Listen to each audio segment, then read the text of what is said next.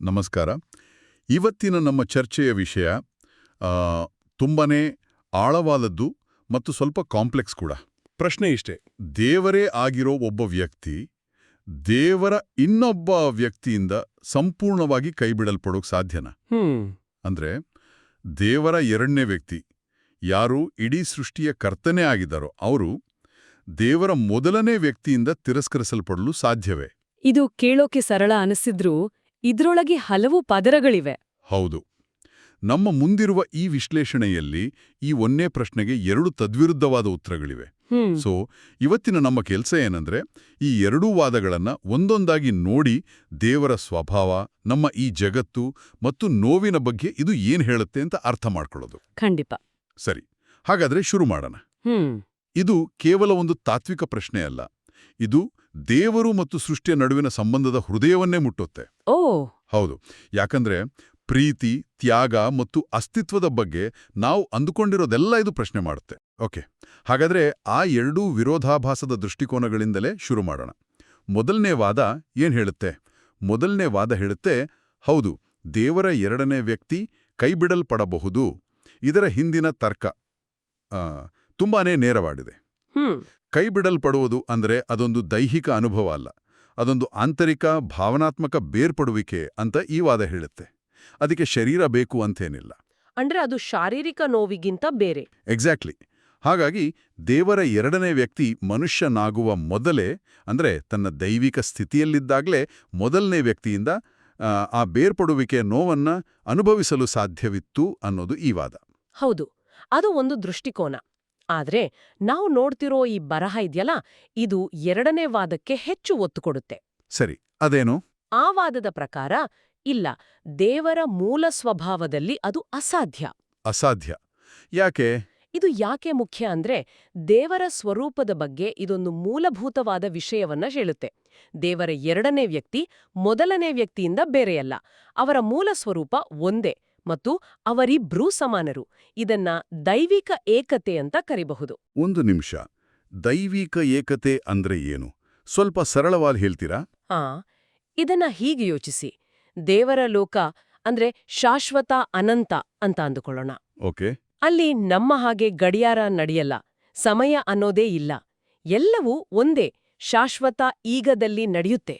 ಆ ಲೋಕದಲ್ಲಿ ಪಾಪ, ಕೆಡುಕು ಅಥವಾ ಅಪೂರ್ಣತೆಗೆ ಜಾಗವೇ ಇಲ್ಲ. ಅದು ಪರಿಶುದ್ಧತೆಯ ತಾಣ. ಕೈಬಿಡಲ್ಪಡುವಿಕೆ ಅನ್ನೋ ಅನುಭವ ಪಾಪದ ಪರಿಣಾಮದೊಂದಿಗೆ ನೇರವಾಗಿ ಸಂಬಂಧ ಹೊಂದಿದೆ. ದೇವರ ಮೂಲ ಸ್ವಭಾವದಲ್ಲಿ ಪಾಪವೇ ಇಲ್ಲದಿರುವಾಗ ಅದರ ಪರಿಣಾಮವಾದ ಬೇರ್ಪಡುವಿಕೆ ಹೇಗೆ ಸಾಧ್ಯ? ಅದು ಅವರ ಸ್ವಭಾವಕ್ಕೆ ವಿರುದ್ಧವಾದದ್ದು. ಹೌದು. ಹಾಗಾಗಿ ದೇವರ ಲೋಕದಲ್ಲಿ ಈ ರೀತಿಯ ಬೇರ್ಪಡುವಿಕೆ ಅಸಾಧ್ಯ. ಓಕೆ, ಇಲ್ಲಿ ಒಂದು ದೊಡ್ಡ ವಿರೋಧಾಭಾಸ ಇದೆ. ಒಂದು ಕಡೆ ಹೌದು ಸಾಧ್ಯ ಅಂತ ಒಂದು ವಾದ, ಇನ್ನೊಂದು ಕಡೆ ಖಂಡಿತ ಇಲ್ಲ, ಅದು ದೇವರ ಸ್ವಭಾವಕ್ಕೆ ವಿರುದ್ಧ ಅಂತ ಇನ್ನೊಂದು ವಾದ. ಹೌದು. ಇವೆರಡನ್ನು ಒಟ್ಟಿಗೆ ಇಡುವುದು ಹೇಗೆ? ಯಾವುದು ಸರಿ? ಇಲ್ಲಿಂದಲೇ ವಿಷಯ ನಿಜವಾಗಿಯೂ ಕುತೂಹಲಕಾರಿಯಾಗೋದು. ಓಕೆ. ಈ ವಿಶ್ಲೇಷಣೆಯ ಪ್ರಕಾರ ಎರಡೂ ವಾದಗಳು ತಮ್ಮ ತಮ್ಮ ಜಾಗದಲ್ಲಿ ಸರಿ. ಏನು? ಅದ್ ಹೇಗ್ ಸಾಧ್ಯ? ಗೊಂದಲ ಆಯ್ತಾ? ಹೌದು, ಖಂಡಿತ ಗೊಂದಲ ಆಗ್ತಿದೆ. ಎರಡು ವಿರುದ್ಧವಾದ ವಿಷಯಗಳು ಒಂದೇ ಸಮಯದಲ್ಲಿ ಹೇಗೆ ಸರಿ ಇರೋಕ್ ಸಾಧ್ಯ? ಯಾಕಂದ್ರೆ ನಾವು ಎರಡು ಬೇರೆ ಬೇರೆ ವಾಸ್ತವಗಳ ಬಗ್ಗೆ ಮಾತಾಡ್ತಿದ್ದೀವಿ. ಒಂದು ದೇವರ ಶಾಶ್ವತ ಬದಲಾಗದ ವಾಸ್ತವ, ಸರಿ. ಇನ್ನೊಂದು ಸೃಷ್ಟಿಯಾದ ಬದಲಾಗುವ ನಮ್ಮ ವಾಸ್ತವ. ಈ ಎರಡರ ನಡುವಿನ ವ್ಯತ್ಯಾಸವನ್ನ ಅರ್ಥ ಮಾಡ್ಕೊಂಡ್ರೆ ಮಾತ್ರ ಈ ಗೊಂದಲ ಬಗೆಹರಿಯುತ್ತೆ. ಹಾಗಾದ್ರೆ ಇದನ್ನು ಹೀಗೆ ಹೇಳ್ಬೋದಾ? ನಾವು ಎರಡು ಬೇರೆ ಬೇರೆ ಆಪರೇಟಿಂಗ್ ಸಿಸ್ಟಮ್ಗಳ ಬಗ್ಗೆ ಮಾತಾಡ್ತಿದ್ದೀವಿ. ದೇವರ ರಿಯಾಲಿಟಿ ಒಂದು ರೀತಿ, ನಮ್ಮ ರಿಯಾಲಿಟಿ ಇನ್ನೊಂದು ರೀತಿ. ಎರಡಕ್ಕೂ ಒಂದೇ ರೂಲ್ಸ್ ಅಪ್ಲೈ ಆಗಲ್ಲ. ನಿಖರವಾಗಿ ಇದೊಂದು ಅತ್ಯುತ್ತಮವಾದ ಹೋಲಿಕೆ. ನಮ್ಮ ಆಪರೇಟಿಂಗ್ ಸಿಸ್ಟಮ್ನಲ್ಲಿ ಕಾಲ, ದೇಶ, ಹುಟ್ಟು, ಸಾವು ಎಲ್ಲವೂ ಇದೆ. ಇವೆಲ್ಲವೂ ಸೃಷ್ಟಿಯಾದ ವಿಷಯಗಳು. ಹೌದು. ದೇವರ ಆಪರೇಟಿಂಗ್ ಸಿಸ್ಟಮ್ ಅಂದ್ರೆ ಆ ಶಾಶ್ವತ ಲೋಕದಲ್ಲಿ ಇವು ಯಾವುವೂ ಇಲ್ಲ. ನಮ್ಮ ಈ ಸೃಷ್ಟಿಯಾದ ಜಗತ್ತನ್ನು ದೇವರು ಒಂದು ನಿರ್ದಿಷ್ಟ ಕಾರಣಕ್ಕಾಗಿ ವಿನ್ಯಾಸ ಮಾಡಿದ್ದಾರೆ.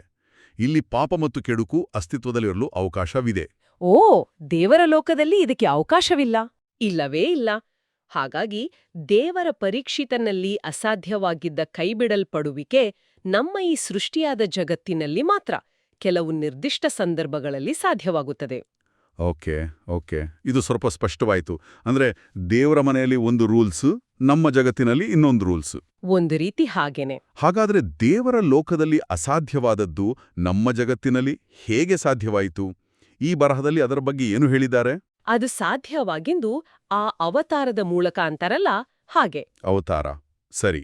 ದೇವರ ಎರಡನೇ ವ್ಯಕ್ತಿ ತಮ್ಮ ದೈವಿಕ ಸ್ಥಿತಿಯನ್ನು ಬಿಟ್ಟು ನಮ್ಮ ಈ ಸೃಷ್ಟಿಯಾದ ಜಗತ್ತನ್ನು ಪ್ರವೇಶಿಸಿ. ಒಬ್ಬ ಸೃಷ್ಟಿಯಾಗಿ. ಹೌದು, ಒಬ್ಬ ಸೃಷ್ಟಿಯಾಗಿ ಅಂದ್ರೆ ಮನುಷ್ಯನಾಗಿ ಹುಟ್ಟಿದಾಗ ಆ ಸಾಧ್ಯತೆ ತೆರೆದುಕೊಂಡಿತು. ಆದರೆ ಇಲ್ಲಿ ಒಂದು ಬಹಳ ಮುಖ್ಯವಾದ ಅಂಶವಿದೆ. ಅದೇನು?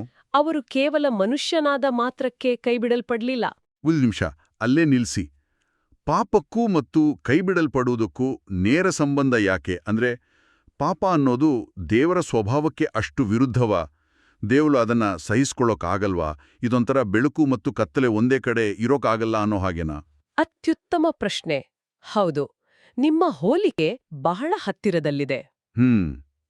ದೇವರ ಮೂಲ ಸ್ವಭಾವ ಪರಿಶುದ್ಧತೆ, ಪ್ರೀತಿ ಮತ್ತು ಒಳ್ಳೆಯತನ. ಪಾಪ ಅನ್ನೋದು ಇದರ ಸಂಪೂರ್ಣ ವಿರೋಧಿ. ಅದು ದೇವರ ಸ್ವಭಾವದ ಅನುಪಸ್ಥಿತಿ. ಓಕೆ. ಹಾಗಾಗಿ ದೇವರು ಮತ್ತು ಪಾಪ ಒಂದೇ ಜಾಗದಲ್ಲಿ ಸಹಬಾಳ್ವೆ ನಡೆಸಲು ಸಾಧ್ಯವಿಲ್ಲ. ಈ ವಿಶ್ಲೇಷಣೆಯ ಪ್ರಕಾರ ಯಾವಾಗ ದೇವರ ಎರಡನೆಯ ವ್ಯಕ್ತಿ ಮನುಷ್ಯನಾಗಿ ಇಡೀ ಮನುಕುಲದ ಪಾಪಗಳನ್ನು ತಮ್ಮ ಮೇಲೆ ಹೊತ್ತುಕೊಂಡರೋ ಆಗ ಅವರು ತಾತ್ಕಾಲಿಕವಾಗಿ ದೇವರ ಮೊದಲನೆಯ ವ್ಯಕ್ತಿಯ ಪರಿಶೀಲನೆಯಿಂದ ಬೇರ್ಪಡುವಿಕೆಯನ್ನು ಅನುಭವಿಸಬೇಕಾಯಿತು. ಪಾಪವನ್ನು ಹೊತ್ತುಕೊಂಡಿದ್ರಿಂದ ಆ ಕ್ಷಣದಲ್ಲಿ ಆ ದೈವಿಕ ಏಕತೆ ಮುರಿಯಲ್ಪಟ್ಟಿತು. ಅಂದ್ರೆ ಅವರು ಮನುಷ್ಯನಾಗಿ ಅವತರಿಸಿ ಪಾಪವನ್ನು ಹೊತ್ತುಕೊಳ್ಳದಿದ್ದರೆ ಈ ಕೈಬಿಡುವಿಕೆ ಸಂಭವಿಸ್ತಿರ್ಲಿಲ್ವಾ? ಖಂಡಿತ ಇಲ್ಲ. ಸರಿ, ಇದು ಹೇಗೆ ಸಾಧ್ಯವಾಯಿತು ಅಂತ ಗೊತ್ತಾಯ್ತು. ಸೃಷ್ಟಿಯಾದ ಜಗತ್ತಿಗೆ ಬಂದು ಪಾಪವನ್ನು ಹೊತ್ತುಕೊಂಡಿದ್ದರಿಂದ ಇದು ಸಾಧ್ಯವಾಯಿತು. ಆದರೆ ನನ್ನ ತಲೆಯಲ್ಲಿರೋ ದೊಡ್ಡ ಪ್ರಶ್ನೆ, ಯಾಕೆ ಇಷ್ಟೆಲ್ಲ ಕಷ್ಟಕರವಾದ ನೋವಿನ ಪ್ರಕ್ರಿಯೆಯ ಅವಶ್ಯಕತೆ ಏನಿತ್ತು? ದೇವರು ಬೇರೆ ದಾರಿಯಲ್ಲಿ ತಮ್ಮ ಪ್ರೀತಿಯನ್ನು ತೋರಿಸಲು ಸಾಧ್ಯವಿರಲಿಲ್ವಾ? ಈಗ ನಾವು ಈ ಚರ್ಚೆಯ ಹೃದಯಕ್ಕೆ ಬಂದಿದ್ದೇವೆ. ಹೌದು. ಈ ಇಡೀ ಪ್ರಕ್ರಿಯೆಯ ಯಾಕೆ ಅನ್ನೋದನ್ನ ಅರ್ಥ ಮಾಡಿಕೊಳ್ಳೋದು ಬಹಳ ಮುಖ್ಯ. ಇಲ್ಲಿನ ವಾದದ ಪ್ರಕಾರ ಸೃಷ್ಟಿಗಳಾದ ನಾವು ನಮ್ಮ ಸೀಮಿತ ಇಂದ್ರಿಯಗಳಿಂದ ಮತ್ತು ಬುದ್ಧಿಶಕ್ತಿಯಿಂದ ಅನಂತನಾದ ದೇವರನ್ನು ನೇರವಾಗಿ ಗ್ರಹಿಸಲು, ನೋಡಲು ಅಥವಾ ಅರ್ಥ ಮಾಡಿಕೊಳ್ಳಲು ಸಾಧ್ಯವಿಲ್ಲ. ನಮ್ಮ ಕೆಪಾಸಿಟಿ ಇಲ್ಲ. ಅವರ ಲೋಕ ಮತ್ತು ನಮ್ಮ ಲೋಕದ ನಡುವೆ ಅಜಗಜಾಂತರ ವ್ಯತ್ಯಾಸವಿದೆ. ಹಾಗಿದ್ಮೇಲೆ ದೇವರು ತಮ್ಮ ಅಪಾರವಾದ ಪ್ರೀತಿಯನ್ನು ನಮಗೆ ಹೇಗೆ ತಿಳಿಸುವುದು? ಕೇವಲ ಮಾತುಗಳಲ್ಲಿ ಹೇಳಬಹುದಿತ್ತಲ್ವೇ? ಮಾತುಗಳು ಒಂದು ಹಂತದವರೆಗೆ ಮಾತ್ರ ಕೆಲಸ ಮಾಡ್ತವೆ. ಪ್ರೀತಿಯ ಆಳವನ್ನು ತೋರಿಸಲು ಕ್ರಿಯೆ ಬೇಕು ಅಲ್ವಾ? ಈ ವಿಶ್ಲೇಷಣೆಯ ಪ್ರಕಾರ ಶಿಲುಬೆಯ ಮೇಲಿನ ಆ ಘಟನೆ, ಅಂದರೆ ದೇವರ ಎರಡನೇ ವ್ಯಕ್ತಿ ಮೊದಲನೆಯ ವ್ಯಕ್ತಿಯಿಂದ ಕೈಬಿಡಲ್ಪಟ್ಟ ಆ ಕ್ಷಣ, ದೇವರ ಪ್ರೀತಿಯ ಅಂತಿಮ ಮತ್ತು ಅತ್ಯಂತ ಶಕ್ತಿಯುತ ಪ್ರದರ್ಶನವಾಗಿತ್ತು. ಒಂದು ಪ್ರದರ್ಶನ? ಹೌದು. ಅದನ್ನು ಸೃಷ್ಟಿಗಳಾದ ನಾವು ನಮ್ಮ ಕಣ್ಣುಗಳಿಂದ ನೋಡಲು, ನಮ್ಮ ಸೀಮಿತ ತಿಳುವಳಿಕೆಯಿಂದ ಅರ್ಥ ಮಾಡಿಕೊಳ್ಳಲು ಸಾಧ್ಯವಾಗುವಂತೆ ಮಾಡಲಾಯಿತು. ಅದೊಂದು ದೈವಿಕ ಸಂವಹನ. ಆದರೆ ಇದು ಕೇವಲ ಒಂದು ಪ್ರದರ್ಶನ ಅಂತ ಹೇಳಿದ್ರೆ ಅದರ ಗಾಂಭೀರ್ಯ ಕಮ್ಮಿಯಾಗಲ್ವಾ? ಅಂದ್ರೆ ಸೃಷ್ಟಿಗಳಿಗೆ ಅರ್ಥ ಆಗ್ಲಿ ಅಂತ ದೇವ್ರು ನಟನೆ ಮಾಡಿದ್ರಾ? ಅಥವಾ ಆ ನೋವು ನಿಜವಾಗಿಯೂ ಇತ್ತಾ? ಇಲ್ಲ. ನಟನೆ ಅನ್ನೋದು ಖಂಡಿತ ತಪ್ಪು ಪದ. ಓಕೆ. ಇದು ಒಂದು ಸಂವಹನ. ಆದರೆ ಆ ಸಂವಹನದಲ್ಲಿ ಬಳಸಿದ ಭಾಷೆ ನೋವು. ಆ ನೋವು 100% ನಿಜವಾಗಿತ್ತು. ಅದೊಂದು ನಾಟಕವಾಗಿರಲಿಲ್ಲ. ಇದನ್ನ ಹೇಗೆ ಹೋಲಿಸಬಹುದು? ಒಬ್ಬ ಪೋಷಕರು ತಮ್ಮ ಮಗುವಿನ ಪ್ರಾಣ ಉಳಿಸಲು ತಮ್ಮ ಒಂದು ಅಂಗವನ್ನು ದಾನ ಮಾಡ್ತಾರೆ ಅಂದುಕೊಳ್ಳಿ. ಆ ನೋವು ಅವರಿಗೆ ನಿಜ. ಹೌದು. ಆದರೆ ಆ ನೋವಿನ ಹಿಂದಿನ ಉದ್ದೇಶ ತಮ್ಮ ಪ್ರೀತಿಯ ಆಳವನ್ನು ಮಗುವಿಗೆ ತಿಳಿಸುವುದು. ಅದೇ ರೀತಿ ಶಿಲುಬೆಯ ಮೇಲಿನ ನೋವು ನಿಜವಾಗಿತ್ತು. ಆದರೆ ಅದರ ಉದ್ದೇಶ ದೇವರ ಪ್ರೀತಿಯನ್ನು ಸೃಷ್ಟಿಗೆ ಸಂವಹನ ಮಾಡುವುದಾಗಿತ್ತು. ಓಕೆ. ಹಾಗಾದ್ರೆ ಇದರ ಅಂತಿಮ ಗುರಿ ಏನು? ದೇವರು ಈ ತ್ಯಾಗವನ್ನು ನೋಡಿದ ಮೇಲೆ ಸೃಷ್ಟಿಗಳು ಹೇಗೆ ಪ್ರತಿಕ್ರಿಯಿಸಬೇಕು ಅಂತ ದೇವರು ಬಯಸ್ತಾರೆ? ಈ ಬರಹದಲ್ಲಿ ಒಂದು ತಾರ್ಕಿಕ ಸರಣಿಯನ್ನೇ ಕೊಡಲಾಗಿದೆ. ಸರಿ. 1. ಸೃಷ್ಟಿಗಳು ಈ ದೃಶ್ಯವನ್ನು, ಈ ತ್ಯಾಗವನ್ನು ನೋಡ್ತವೆ. 2. ಅದನ್ನು ನೋಡಿ ತಮಗಾಗಿ ದೇವರು ಎಷ್ಟು ದೊಡ್ಡ ಬೆಲೆ ತೆತ್ತಿದ್ದಾರೆ ಅಂತ ಅರ್ಥ ಮಾಡಿಕೊಂಡು ದೇವರ ಅಗಾಧ ಪ್ರೀತಿಯನ್ನು ಅರಿತವೆ. 3. ಆ ಪ್ರೀತಿಯನ್ನು ಅರಿತ ನಂತರ ಅವು ಪ್ರತಿಯಾಗಿ ದೇವರನ್ನು ಪ್ರೀತಿಸಲು ಪ್ರಾರಂಭಿಸುತ್ತವೆ. ಓ ಈ ವಿಶ್ಲೇಷಣೆಯ ಪ್ರಕಾರ ದೇವರು ಈ ರೀತಿ ಸೃಷ್ಟಿಯ ರೂಪದಲ್ಲಿ ಬಂದು ತಮ್ಮನ್ನು ತಾವು ಪ್ರಕಟಪಡಿಸದಿದ್ದರೆ ಸೃಷ್ಟಿಗಳಿಗೆ ದೇವರನ್ನು ಪ್ರೀತಿಸಲು ಒಂದು ಸ್ಪಷ್ಟವಾದ ಕಾರಣವೇ ಸಿಗುತ್ತಿರಲಿಲ್ಲ, ಯಾಕಂದರೆ ಅವರಿಗೆ ಆ ಪ್ರೀತಿಯ ಆಳವೇ ತಿಳಿಯುತ್ತಿರಲಿಲ್ಲ. ಓಕೆ, ಆ ನೋವು ನಿಜವಾಗಿತ್ತು ಅಂತ ನೀವು ಹೇಳಿದ್ರಿ. ಇದು ನನ್ನನ್ನು ಇನ್ನೊಂದು ದೊಡ್ಡ ಮತ್ತು ಬಹುಶಃ ಎಲ್ಲಕ್ಕಿಂತ ಗೊಂದಲಮಯವಾದ ಪ್ರಶ್ನೆಗೆ ತಗೊಂಡು ಹೋಗ್ತಾ ಇದೆ. ದೇವರ ಅನುಭವದಲ್ಲಿ ನಿಜ ಅಂದ್ರೆ ಏನು? ನಾವು ನೋಡ್ತಿರೋ ಈ ಬರಹದ ಕೊನೆಯ ಭಾಗದಲ್ಲಿ ಸಂಬಂಧಿತ ಪ್ರಶ್ನೆಗಳು ಅಂತ ಇದೆ. ಅದರಲ್ಲಿ ಒಂದು ಪ್ರಶ್ನೆ ಹೀಗಿದೆ: ಒಂದು ವೇಳೆ ಈ ನೋವು ಮತ್ತು ಕೈಬಿಡುವಿಕೆ ಕೇವಲ ನಮ್ಮ ಕಾಲದೇಶದ ಚೌಕಟ್ಟಿನಲ್ಲಿ ಸಂಭವಿಸಿದ್ದರೆ, ಹೌದು, ಕಾಲದ ಹೊರಗೆ ಶಾಶ್ವತವಾಗಿ ಅಸ್ತಿತ್ವದಲ್ಲಿರುವ ದೇವರಿಗೆ ಅದು ಕಡಿಮೆ ನೈಜವಾಗಿತ್ತೆ, ಅದು ಅವರಿಗೆ ಕೇವಲ ಒಂದು ಕೆಟ್ಟ ಕನಸಿನಂತಿತ್ತೆ? ಇದು ಬಹಳ ಪ್ರಮುಖವಾದ ಪ್ರಶ್ನೆ. ಹೌದು. ನಾವು ನಮ್ಮ ಅನುಭವವನ್ನು ನೈಜ ಅಂತ ಅಳೆಯುವುದು ಸಮಯದ ಮೂಲಕ. ಒಂದು ಘಟನೆ ಹೆಚ್ಚು ಹೊತ್ತು ನಡೆದರೆ ಅದು ಹೆಚ್ಚು ನೈಜ ಅಂತ ನಮಗೆ ಅನಿಸುತ್ತೆ. ಆದರೆ ಸಮಯವೇ ಇಲ್ಲದ ದೇವರಿಗೆ ನೋವಿನ ಅನುಭವ ಹೇಗಿರುತ್ತೆ? ಈ ಬರಹ ಇದಕ್ಕೆ ನೇರ ಉತ್ತರವನ್ನು ಕೊಡುವುದಿಲ್ಲ. ಬದಲಾಗಿ ಒಂದು ಇನ್ನೂ ಆಳವಾದ ಪರ್ಯಾಯ ಪ್ರಶ್ನೆಯನ್ನು ನಮ್ಮ ಮುಂದಿಡುತ್ತೆ. ಅದೇನು? ಪ್ರಶ್ನೆ ಹೀಗಿದೆ: ಅಥವಾ ಶಾಶ್ವತ ದೇವರೊಬ್ಬರು ಸೃಷ್ಟಿಯ ಪತನದ ದುಃಖ, ಸೃಷ್ಟಿ ಪೂರ್ಣಗೊಂಡಾಗಿನ ಸಂತೋಷ ಮತ್ತು ಶಿಲುಬೆಯ ನೋವನ್ನು ಈ ಎಲ್ಲವನ್ನೂ ಒಂದೇ ಸಮಯದಲ್ಲಿ ನಿರಂತರವಾಗಿ ಶಾಶ್ವತವಾಗಿ ಅನುಭವಿಸುತ್ತಾರೆ? ಅಬ್ಬಾ, ಇದನ್ನು ಊಹಿಸ್ಕೊಳ್ಳೋಕೂ ಆಗ್ತಿಲ್ಲ. ಹೌದು.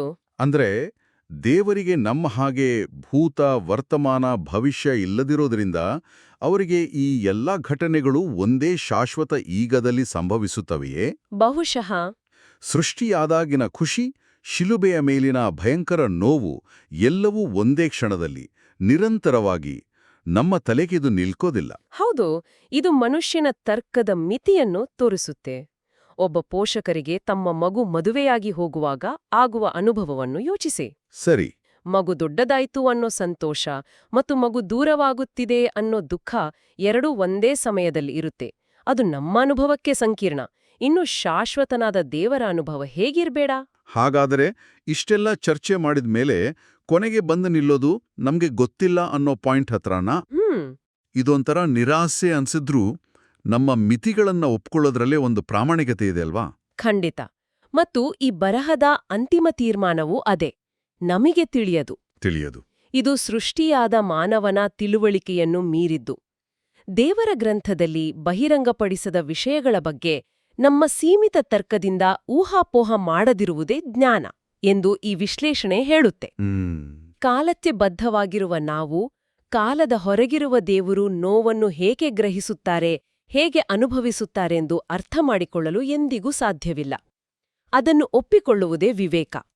ಹಾಗಾದ್ರೆ ಇವತ್ತಿನ ಇಡೀ ಚರ್ಚೆಯಿಂದ ನಾವು ಕರಿಬಹುದಾದ ದೊಡ್ಡ ಪಾಠ ಏನಂದ್ರೆ, ದೇವರ ಶಾಶ್ವತ, ಬದಲಾಗದ ವಾಸ್ತವ ಮತ್ತು ನಮ್ಮ ಈ ಬದಲಾಗುವ ಸೀಮಿತ ವಾಸ್ತವದ ನಡುವೆ ಒಂದು ಸ್ಪಷ್ಟವಾದ ಗೆರೆಯನ್ನು ಎಳಿಬೇಕು.